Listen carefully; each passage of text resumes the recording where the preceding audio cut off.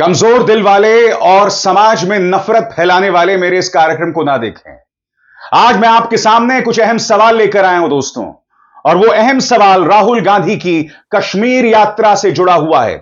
इन तस्वीरों में देख सकते हैं दोस्तों, श्रीनगर में उनका जो काफिला है वो पहुंच गया है। एयरपोर्ट में उतरते हैं और उसके बाद उनका काफिला रुख करता है अस्पताल की तरफ। इन तस्वीरों में आप देख सकते हैं राहुल गांधी जो हैं वो घायलों से मुलाकात कर रहे हैं। वो घायल जो पहलगाम में घायल हुए थे आतंकवादी हमले में। सीधा सा सवाल, जब राहुल गांधी मुलाकात कर सकते हैं तो प्रधानमंत्री नरेंद्र मोदी को किसने रोका है? प्रधानमंत्री नरेंद्र मोदी सऊदी अरब में थे, वो अपनी यात्रा बीच में रोककर वापस आ गए। मगर वापस आकर क्या किया? बिहार पहुंच गए एक चुनावी सभा को संबोधित करने के लिए। आज पूरे दिन वो दिल्ली में थे। उनके ट्विटर हैंडल पर जैसे मैं देख सकता हूं, महान वैज्ञानिक कस्तूरी रंगन को प्रधानमंत्री नरेंद्र मोदी श्रद्धा सुमन अर्पित कर रहे हैं। प्रधानमंत्री नरेंद्र मोदी को किसने रोका कश्मीर आने से? आपको इस सुनकर अटपटा नहीं लगता दोस्तों? याद कीजिएगा, महाकुंभ में बड़ा हादसा हो जाता है, तब भी प्रधानमंत्री महाकुंभ नहीं जाते हैं। सबसे बड़ी बात, प्रधानमंत्री नरेंद्र मोदी ने महाकुंभ में डुबकी लगाई थी, मगर जो लोग अस्पतालों में भर्ती थे प्रधानमंत्री ने उनसे मुलाकात नहीं की थी। आज एक बार फिर ये सवाल है आपके सामने। आप देख सकते हैं यहां पर राहुल गांधी जो है घायलों से तो मुलाकात कर ही रहे हैं। इन तस्वीरों में आप देख सकते हैं जम्मू कश्मीर के मुख्यमंत्री उमर अब्दुल्ला से मुलाकात करते हुए, जो नाम के मुख्यमंत्री हैं बिल्कुल उसी तरह से जैसे अरविंद केजरीवाल हुआ करते थे, क्योंकि पुलिस इनके पास नहीं है। और मैं क्यों कह रहा हूं दोस्तों, इसका जिक्र मैं आगे जाकर करने वाला हूं। इन तस्वीरों में आप राहुल गांधी को देख सकते हैं अपने पार्टी के कार्यकर्ताओं से मुलाकात करते हुए। तो सबसे बड़ी बात, जब नेता विपक्ष राहुल गांधी कश्मीर आ सकते हैं तो प्रधानमंत्री नरेंद्र मोदी को किसने रोका है?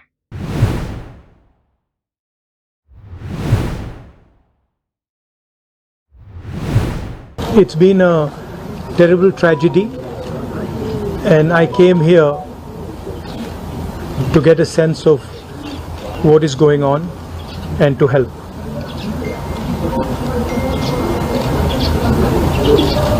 The entire people of Jammu and Kashmir have condemned this terrible action,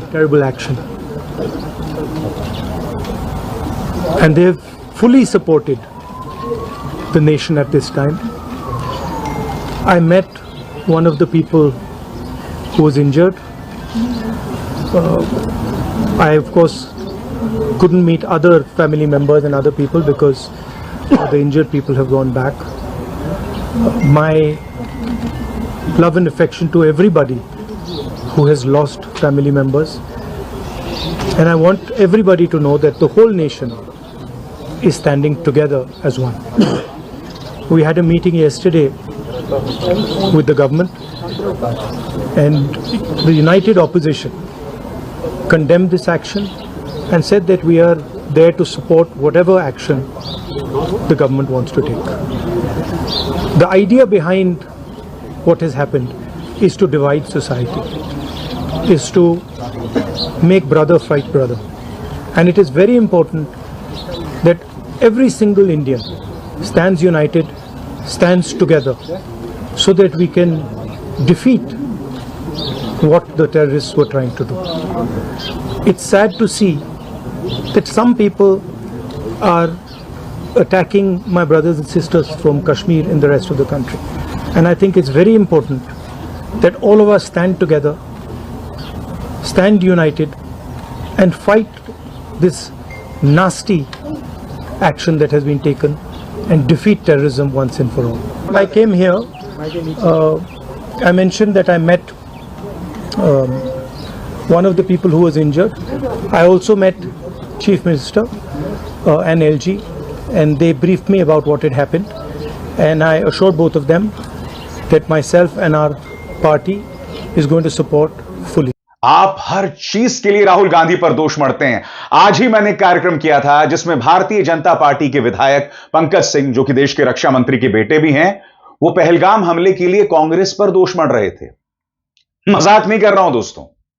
सबसे बड़ी बात, प्रधानमंत्री अपनी जिम्मेदारी से बच रहे हैं। मैं समझना चाहता हूं क्यों। यह अपने आप में इतना बड़ा इंटेलिजेंस फेलियर है।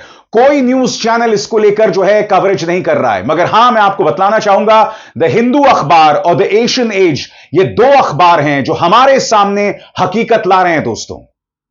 द एशियन एज ने कुछ अहम सवाल उठाए हैं जिस पर हमारा ध्यान जाना चाहिए, मगर उससे पहले मैं आपको याद दिलाना चाहूंगा, यह है भाजपा का सांसद निशिकांत दुबे।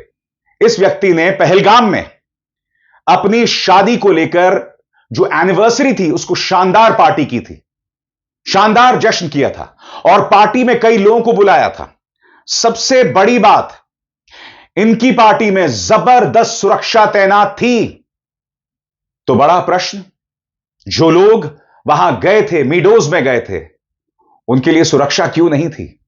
आज एशियन एज ने कुछ सवाल पूछे हैं दोस्तों जो मैं आपके सामने रखना चाहता हूं और ये सवाल बहुत अहम हो जाते हैं। सबसे बड़ी बात, पत्रकार विजेता सिंह की एक रिपोर्ट के मुताबिक देश के गृह मंत्री अमित शाह ने सभी दलों को यह जानकारी दी कि जहां पर यह नरसंहार हुआ है, जहां पर गोलीबारी हुई है, वहां जाने की इजाजत नहीं थी।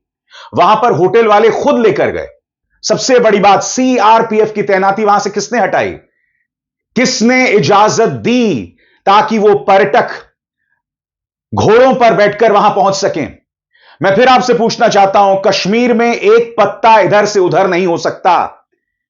ऐसे में आखिर वो पर्यटक वहां कैसे पहुंच गए? और मैं आपको बतलाना चाहता हूं कि क्या सवाल उठाए जा रहे हैं एक एक करके आपकी स्क्रीन पर। पहला सवाल, किस टॉप अधिकारी के कहने पर सीआरपीएफ को बैसरान पिकनिक स्पॉट से हटाया गया जहां पर ये तमाम लोग गए हुए थे? दूसरा सवाल, जहां 1-2 हजार पर्यटक रोज आते हो वहां से सीआरपीएफ क्यों हटाई गई?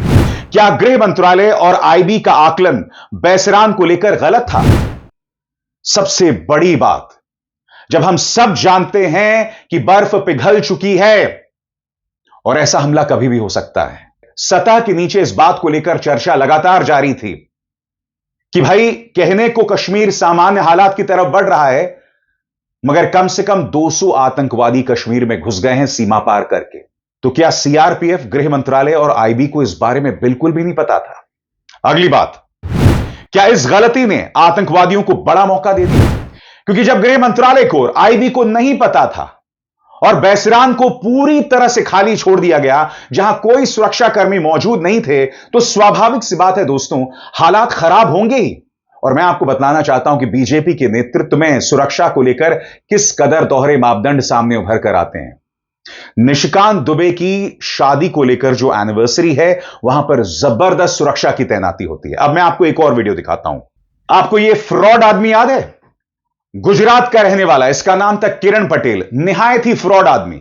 इसने अपने आप को प्रधानमंत्री कार्यालय का बताया, गुजरात से आता था, प्रधानमंत्री नरेंद्र मोदी के गृह राज्य से, उनकी कर्म और जन्मभूमि से। इस व्यक्ति ने अपने आप को पीएमओ का बताया और जैसे कि ना आप वीडियो में देख सकते हैं, हिंदी फिल्मों के गानों की पृष्ठभूमि में यह आदमी किस कदर सुरक्षा में घूम रहा है। यानी कि एक फ्रॉड सुरक्षा ले सकता है, मगर जो लोग बैसरान जा रहे हैं, जो हमारे देश के नागरिक हैं, उनको लेकर सुरक्षा को हटा दिया गया। इसलिए वो पहला सवाल आपके सामने था कि किस टॉप अधिकारी के कहने पर सुरक्षा हटा दी गई। यह सवाल तो किया जाएगा ना, सवाल किया जाएगा कि निशिकांत दुबे और उन 28 लोगों में क्या फर्क है? इस फ्रॉड और उन 28 लोगों में क्या फर्क है? किरण पटेल नाम का यह फ्रॉड और उन 28 लोगों में क्या फर्क है? क्या वो हमारे देश के नागरिक नहीं है? उनकी सुरक्षा किसने हटाई? और सबसे बड़ी बात जो मैं आपके सामने बार बार रख रहा हूं, प्रधानमंत्री नरेंद्र मोदी अब भी क्या कर रहे हैं दिल्ली में बैठकर? मणिपुर में बड़ी घटनाएं होती हैं, प्रधानमंत्री वहां नहीं जाते। मैं नहीं भूला हूं, मणिपुर में एक बहुत बड़ी घटना हुई थी, तब देश के गृह मंत्री महाराष्ट्र पहुंच गए थे, कुछ दिनों बाद मणिपुर गए थे वो। अब तक प्रधानमंत्री मणिपुर नहीं गए।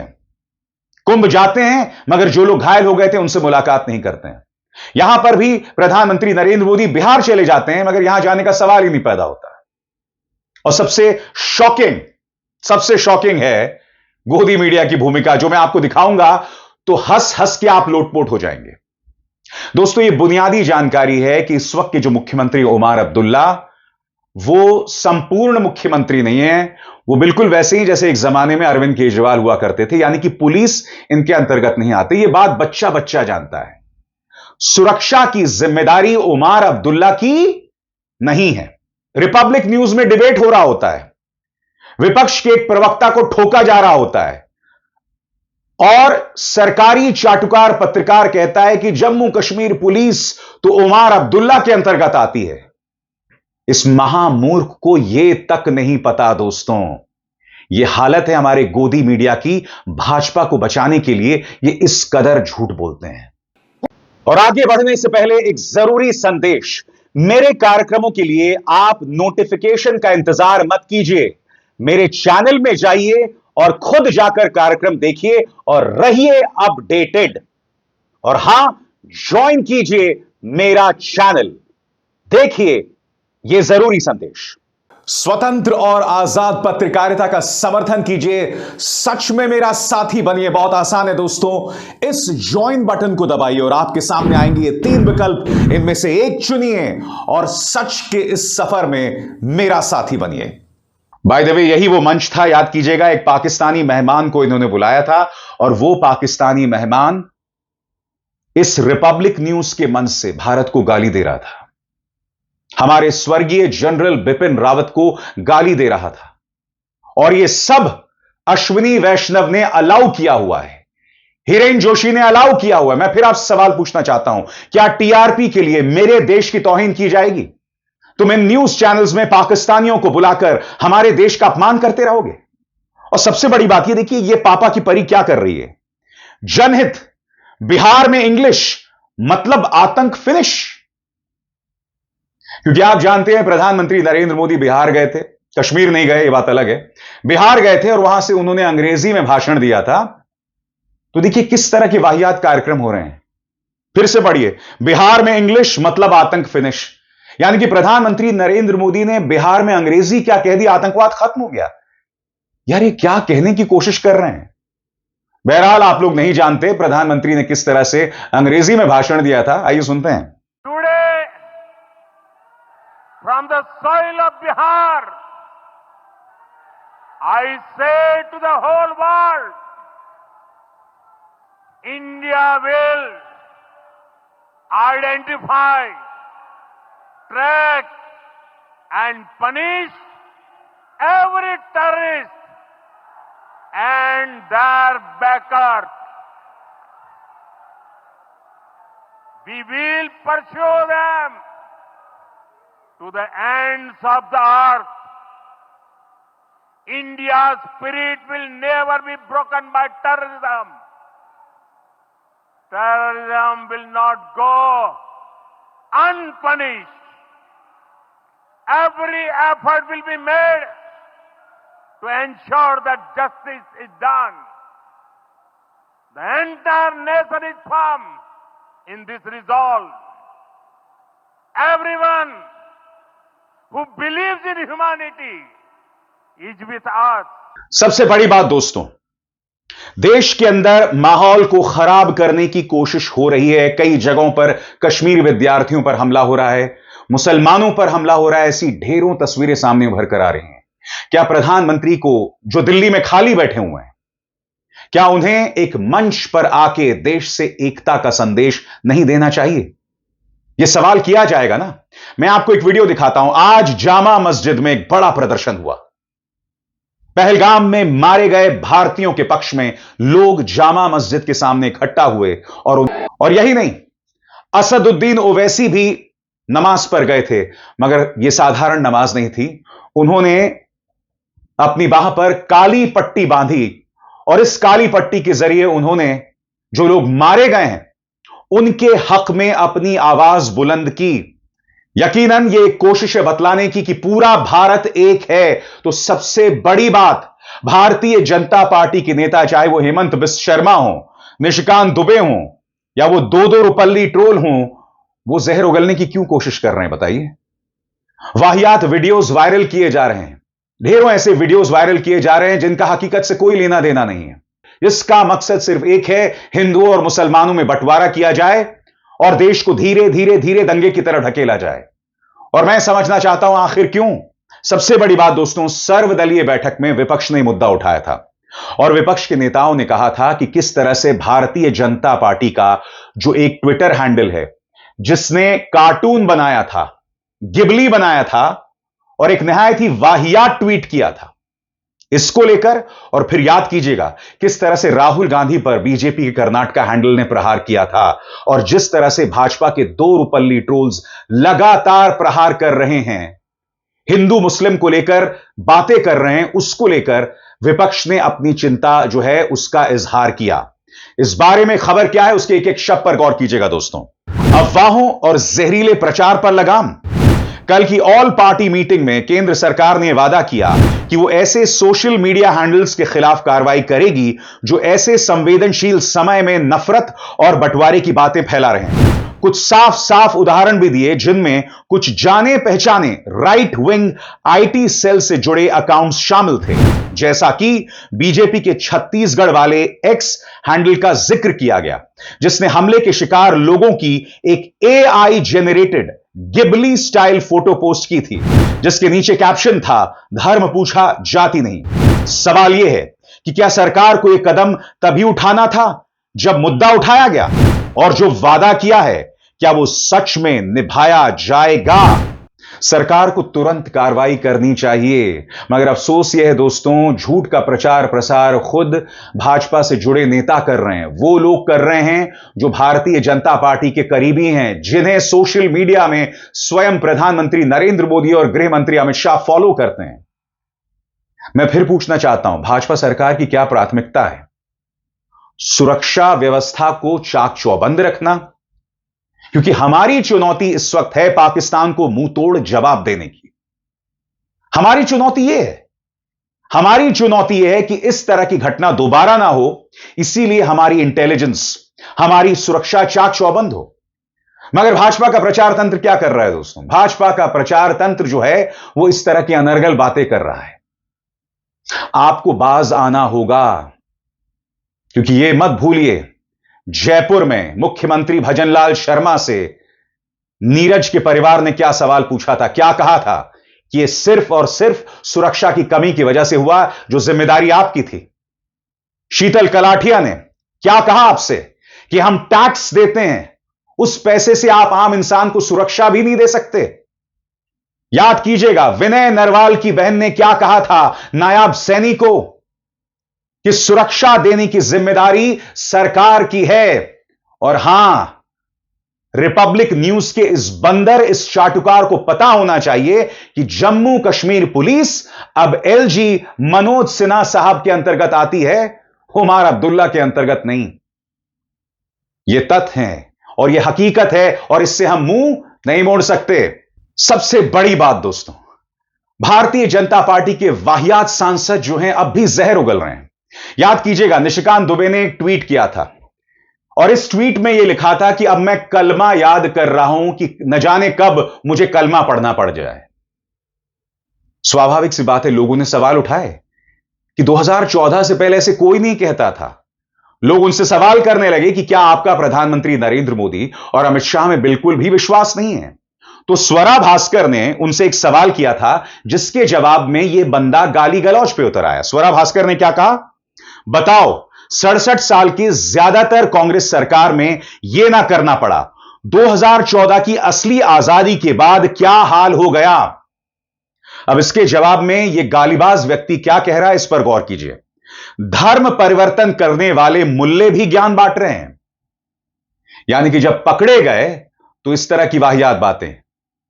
क्योंकि जब तुम्हारी पार्टी हो रही थी निशिकांत दुबे, तो चाक चौबंद सुरक्षा मिल रही थी, मगर जो आम इंसान बेसरा मेडोज गया उसे कोई सुरक्षा नहीं थी। इसी पर स्वरा भास्कर ने पलटवार किया है और स्वरा क्या कह रही है दोस्तों आपके स्क्रीन पर। सच सुनकर आप तो नाराज हो गए सर। अच्छा यह बता दीजिए, मैरिज एनिवर्सरी की पार्टी करने जब गुलमर्ग के खाइबर रिजॉर्ट गए थे आतंकी हमले के कुछ दिन पहले ही, तो आपकी वीआईपी सिक्योरिटी में कितने लोग थे? थोड़ी सिक्योरिटी कश्मीर गए पर्यटकों के लिए भी बख्श दी होती तो आतंकियों को ऐसा खुला हाथ ना मिलता। यह बात तो देश में हर धर्म का नागरिक समझ रहा है। हेमंत बिस्वा शर्मा, शुवेंदु अधिकारी, निशिकांत दुबे, ये लोग बुरी तरह से एक्सपोज हो गए हैं। इनके मन में जो लोग मारे गए हैं उनके लिए कोई दर्द नहीं है दोस्तों। आपको याद होगा, आपने देखा होगा शुभेंदु अधिकारी किस तरह से एक शहीद की पत्नी के सामने बच्चा हाथ में पकड़ के इस तरह का ड्रामा कर रहे थे। यह ड्रामा पूरे देश ने देखा था मेरे मन से। मैं फिर आपसे पूछना चाहता हूं, इस ड्रामा को करने का क्या फायदा? अरे अगर आप अपनी मैरिज एनिवर्सरी पर जा सकते हैं वहां पर, तो आप जाइए, आम कश्मीरी के दर्द से रूबरू होइए ना, वहां जाकर एक संदेश दीजिए। आप वहां पर अपनी मैरिज एनिवर्सरी कर सकते हैं, मगर बड़ा सवाल, पाकिस्तान की क्या साजिश थी कि कश्मीर की अर्थव्यवस्था तहस नहस हो जाए? मैं चाहता हूं कि भारतीय जनता पार्टी के तमाम नेता वो जाएं और कश्मीर के रिजॉर्ट्स में जाकर रहें। यह पाकिस्तान को मुंहतोड़ जवाब होगा कि तुम्हारी साजिश के बावजूद आम भारतीय कश्मीर जाएगा, अपने कश्मीरी भाई बहन के साथ खड़ा हुआ है, बिल्कुल उसी अंदाज में जैसे आम कश्मीरी बाकी भारतीयों के साथ खड़ा हुआ है, उन लोगों के साथ खड़ा हुआ था जो लोग मारे गए थे, उनके परिवार वालों के साथ खड़ा हुआ था। क्या भाजपा के नेता यह संदेश दे सकते हैं या सिर्फ जहर उगल सकते हैं? मेरी इस बात पर गौर कीजिएगा। अभिसार शर्मा को दीजिए इजाजत। नमस्कार।